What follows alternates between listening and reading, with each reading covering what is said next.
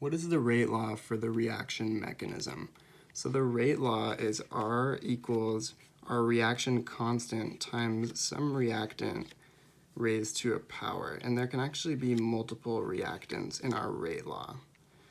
So in our reaction mechanism, we have 4 steps. And the important thing to know about the steps is which of the steps is our rate determining factor, meaning which one is going to take the longest to occur and will determine our overall rate. And that's going to be our second step. It's the slowest step of the 4, so this is going to be our rate determining factor. So now we're going to go ahead and eliminate all intermediates in our reaction mechanism. So we're going to eliminate like, reactant, and products. So here we have 2Br, we have 2Br in our reactants, Br2 in our reactants, Br2 in our products. We have Br here, hydrogen right here, and hydrogen right there. So everything that's on our left side is going to contribute to our net reaction or our overall balanced equation. And this is our overall balanced equation or our net reaction.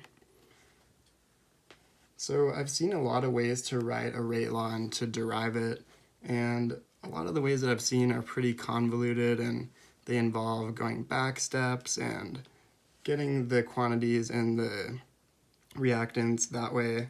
But I've came up with a different way to do it, and I think this is overall a lot easier than some of the other ways I've seen.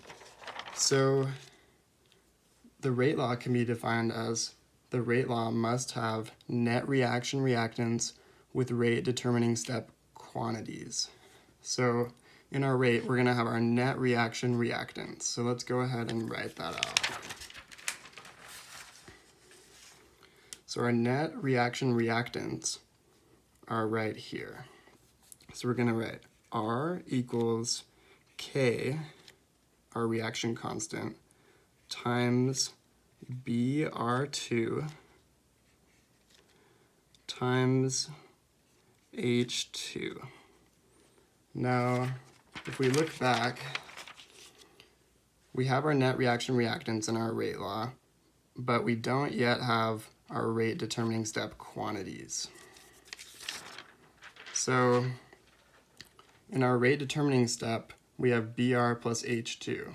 Now our H2 is good, but we have 2 bromine in our rate law. So we're going to just go ahead and raise this to the 1/2 power.